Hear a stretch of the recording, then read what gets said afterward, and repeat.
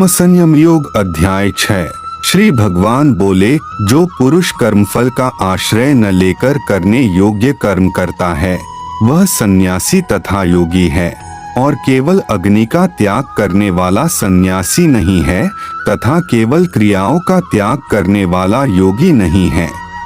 हे अर्जुन, जिसको सन्यास ऐसा कहते हैं उसी को तू योग जान, क्योंकि संकल्पों का त्याग न करने वाला कोई भी पुरुष योगी नहीं होता। योग में आरूढ़ होने की इच्छा वाले मननशील पुरुष के लिए योग की प्राप्ति में निष्काम भाव से कर्म करना ही हेतु कहा जाता है, और योगारूढ़ हो जाने पर उस योगारूढ़ पुरुष का जो सर्व संकल्पों का अभाव है वही कल्याण में हेतु कहा जाता है। जिस काल में न तो इंद्रियों के भोगों में और न कर्मों में ही आसक्त होता है, उस काल में सर्व संकल्पों का त्यागी पुरुष योगारूढ़ कहा जाता है। अपने द्वारा अपना संसार समुद्र से उद्धार करे और अपने को अधोगति में न डाले, क्योंकि यह मनुष्य आप ही तो अपना मित्र है और आप ही अपना शत्रु है। जिस जीवात्मा द्वारा मन और इंद्रियों सहित शरीर जीता हुआ है, उस जीवात्मा का तो वह आप ही मित्र है, और जिसके द्वारा मन तथा इंद्रियों सहित शरीर नहीं जीता गया है उसके लिए वह आप ही शत्रु के सदृश शत्रुता में बरतता है। सर्दी गर्मी और सुख दुख आदि में तथा मान और अपमान में जिसके अंतःकरण की वृत्तियां भली भांति शांत हैं, ऐसे स्वाधीन आत्मा वाले पुरुष के ज्ञान में सच्चिदानंद घन परमात्मा सम्यक प्रकार से स्थित है, अर्थात उसके ज्ञान में परमात्मा के सिवा अन्य कुछ है ही नहीं। जिसका अंतःकरण ज्ञान विज्ञान से तृप्त है, जिसकी स्थिति विकार रहित है, जिसकी इंद्रियां भली भांति जीती हुई हैं और जिसके लिए मिट्टी, पत्थर और सुवर्ण समान हैं, वह योगी युक्त अर्थात भगवत प्राप्त है, ऐसे कहा जाता है। सुहृद, मित्र, वैरी, उदासीन, मध्यस्थ, द्वेष्य और बंधुगणों में, धर्मात्माओं में और पापियों में भी समान भाव रखने वाला अत्यंत श्रेष्ठ है। मन और इंद्रियों सहित शरीर को वश में रखने वाला,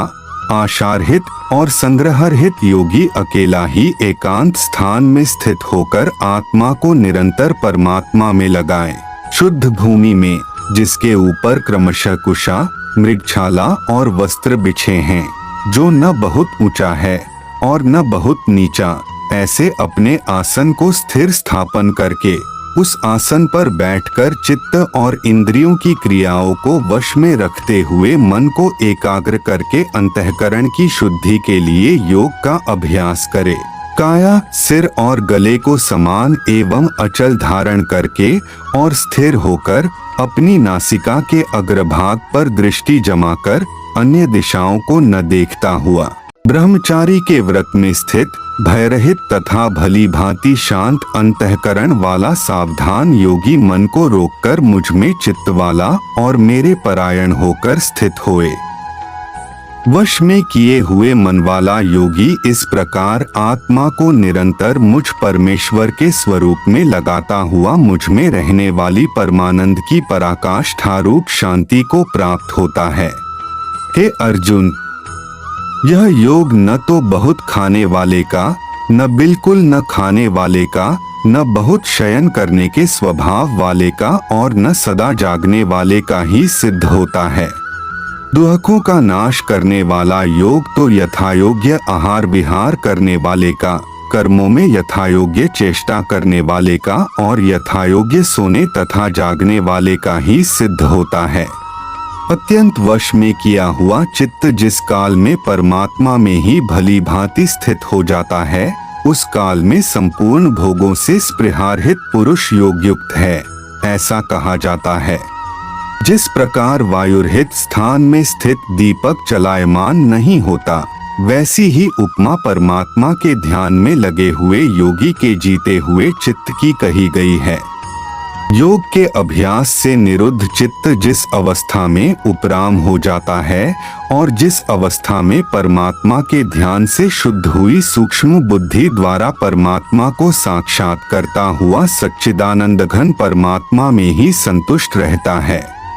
इंद्रियों से अतीत केवल शुद्ध हुई सूक्ष्म बुद्धि द्वारा ग्रहण करने योग्य जो अनंत आनंद है, उसको जिस अवस्था में अनुभव करता है और जिस अवस्था में स्थित यह योगी परमात्मा के स्वरूप से विचलित होता ही नहीं, परमात्मा की प्राप्ति रूप जिस लाभ को प्राप्त होकर उसे अधिक दूसरा कुछ भी लाभ नहीं मानता और परमात्मा प्राप्ति रूप जिस अवस्था में स्थित योगी बड़े भारी दुहक से भी चलायमान नहीं होता, जो दुहक रूप संसार के संयोग से रहित है तथा जिसका नाम योग है, उसको जानना चाहिए।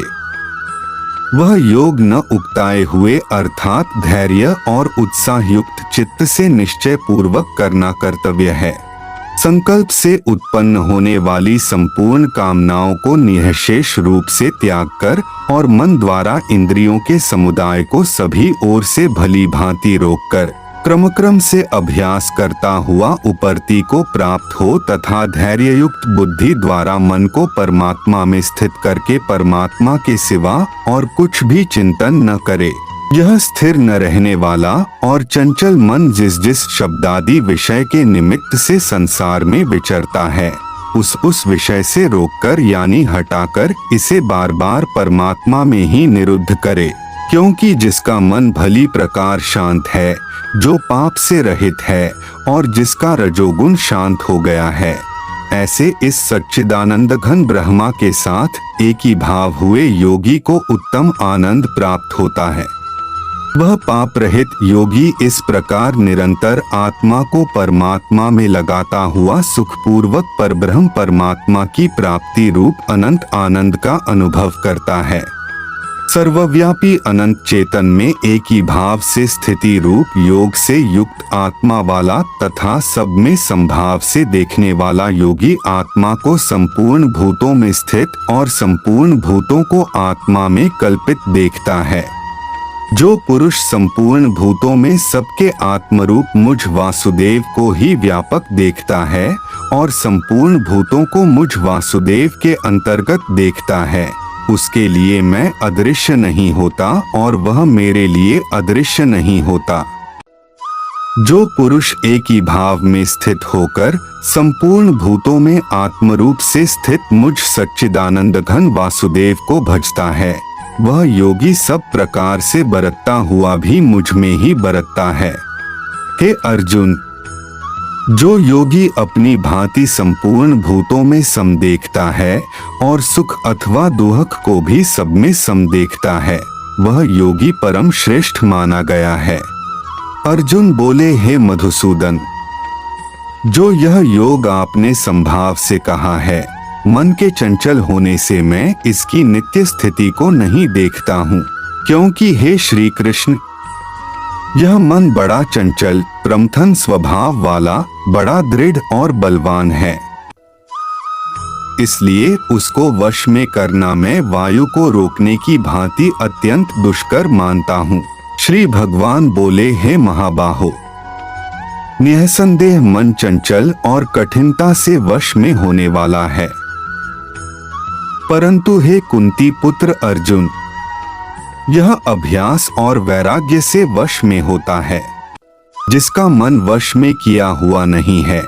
ऐसे पुरुष द्वारा योग दुष्प्राप्य है और वश में किए हुए मन वाले प्रयत्नशील पुरुष द्वारा साधन से उसका प्राप्त होना सहज है, यह मेरा मत है।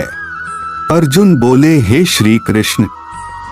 जो योग में श्रद्धा रखने वाला है किंतु संयमी नहीं है, इस कारण जिसका मन अंतकाल में योग से विचलित हो गया है, ऐसा साधक योग की सिद्धि को अर्थात भगवत साक्षात्कार को न प्राप्त होकर किस गति को प्राप्त होता है। हे महाबाहो,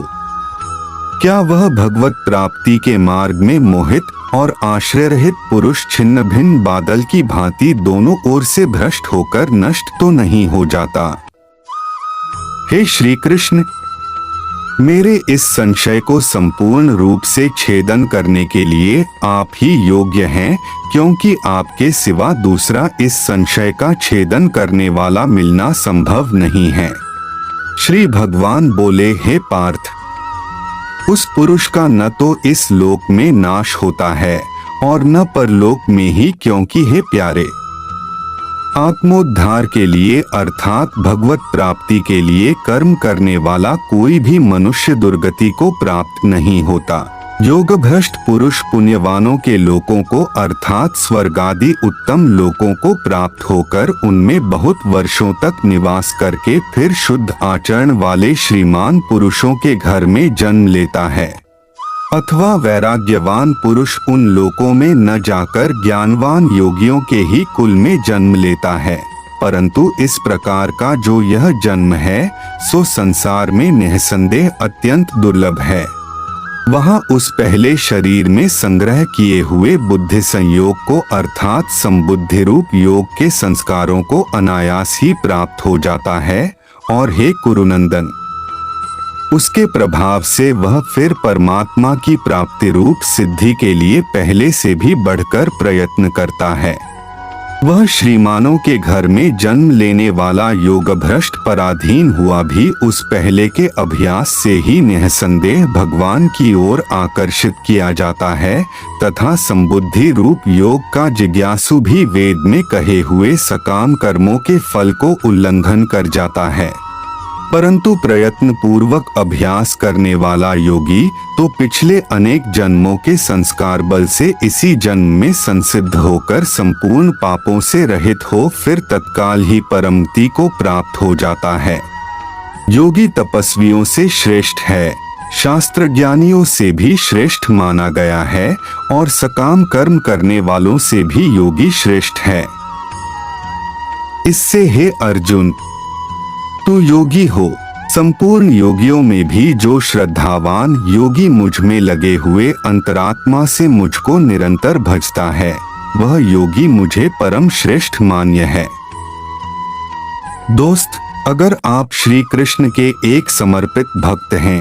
तो यह वीडियो को लाइक करें और दोस्त रिश्तेदारों के साथ खूब शेयर करें और कमेंट में जय श्री कृष्ण जरूर लिखें।